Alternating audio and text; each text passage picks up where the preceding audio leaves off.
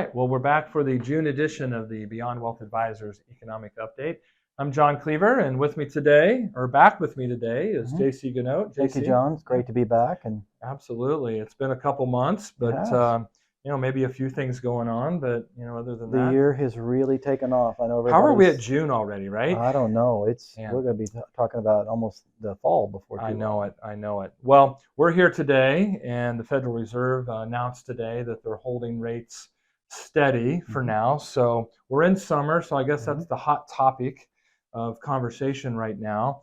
And so we got CPI numbers, we got Fed rate decision, the economy's slowing a little bit. So what's the high level of that? What do we take from that? It's a great point to start off with, John, this morning too, this afternoon, and because that is what people are concerned the most about. That's what everybody's asking me about when we talk a lot. What's the Fed going to do? When they're going to move, that kind of thing. So this morning, the CPI number, as you mentioned, came out softer than expected, which really the market took off on that news simply because they feel like now the Fed has a more clear path to cutting rates. It's been a little iffy the last few months because inflation has been sticky.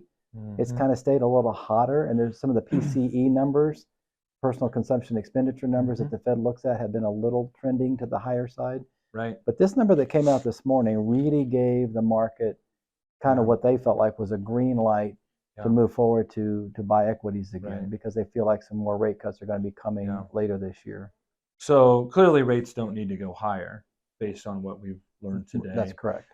But at the same time, maybe we're not quite ready to cut today. So what's the shift? We talked about 6 rate cuts, 1, none. Where do you see, what's kind of the consensus right now? That whole soft landing concept is back in the picture now.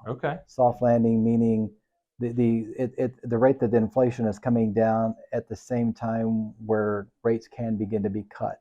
You don't want to cut too quick because if you don't really see inflation on a clear path lower and you start cutting too soon, then you may have to raise later, and that's not the last thing they want to do. So a soft landing is where those two intersect. And it's a timing issue, right? It is. I mean, it's where they intersect. It's very delicate in a sense, and sometimes the pendulum swings a little far one way and they're late, or maybe they go too quick.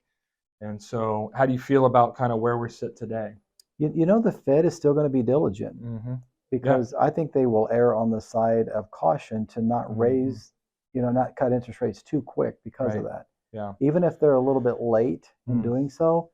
But what the market took from that today was that they've got more to work with than they did a month ago. On the side of being able to cut sooner than later.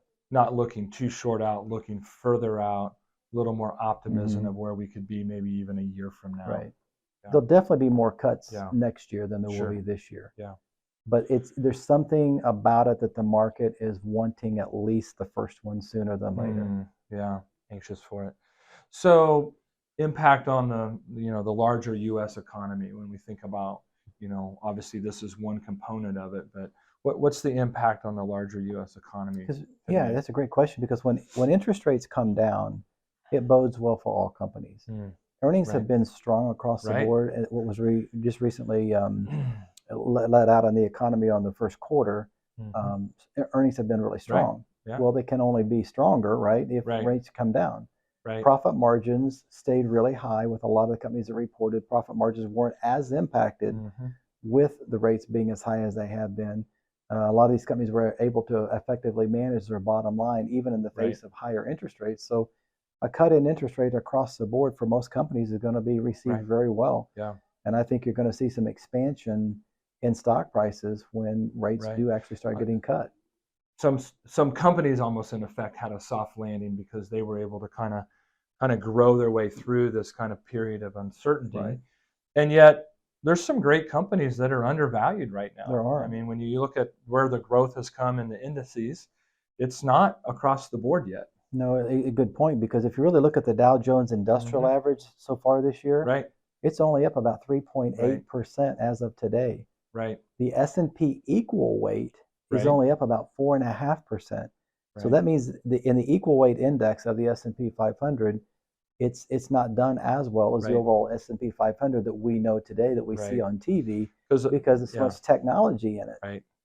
so much technology and so many big companies that are really driving that Right. top end of that, right? You've got about 7 companies represent Right. about 24% of that index that's not equally weighted, and it's So when it broadens out, then that's where opportunity lies, right? exactly Because with if lower you're rates. diversified, Yeah. you've got a larger group of companies that potentially have the opportunity to do well, and you have an opportunity to buy in potentially.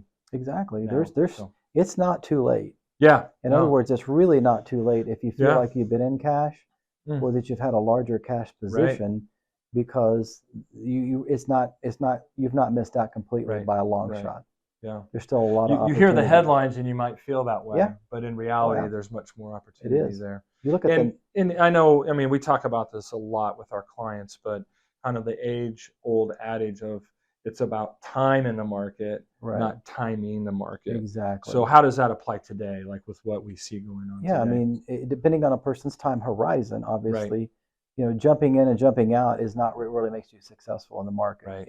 It's time in the market, as you mentioned, Right. versus timing the market. Right. So right now, I would say it would be appropriate to come out of cash if that's what Right. you're holding and begin to get into the market. If it aligns with your time Exactly. horizon, properly diversified, all those things that we Begin want to- to talk about with our clients and make Mhm. sure that it's appropriate, but there's definitely some opportunity. I You think can see that ahead. thinking a year from now, Oh, wow. Yeah. a year from now. I mean, don't think 6 weeks from now. Don't think Right. 6 months from now. Think a Mhm. year from now where you Mhm. think the market's going to be. Yeah. And we know rate cuts are coming, and we Mhm. know those rate cuts are going to matter to the market. Right. And you don't really want to miss out on that train that's coming when rates are going to be coming down Right. that quickly, especially in Right. next year. Oh, that's fantastic. Well, certainly there'll be more to come on this in the coming days and weeks, and we'll be back here in July and Exactly. have an opportunity to kind of recap what this means and look forward to potentially maybe a cut or two, Mhm. Yet this year. We still have an election coming up. Right. So there's global conflict going on. So, Mhm. I mean, there's a lot going on Right. with the market, but I think what we can take away from today is that, the markets, we always talk about the markets and the economy, right? So Mhm. the markets have reacted positively. And I think that's coming from this idea that the economy is reacting positively. Exactly. So, Yes, I totally agree with that. I think Yeah. that we are working our way through this. right, It's taken a number of years to get Yeah. where we're at right now, right? Right. I mean, we've came Right. through an awful lot in right. the last 3 or 4 years, and this is just definitely something that you don't want to Right. miss out on, Fantastic. because the stock market generally always likes lower interest rates. They don't like higher Mhm. rates. Right. We saw what higher rates did in 2022. Yeah. We're working our way Yeah. out of that, and you just don't want to miss what Mhm. might be ahead in 2025. Yeah, that's fantastic.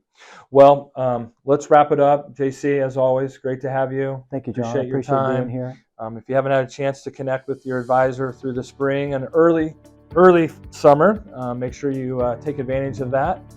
Enjoy the summer. We'll be back in a month, and we'll see you soon.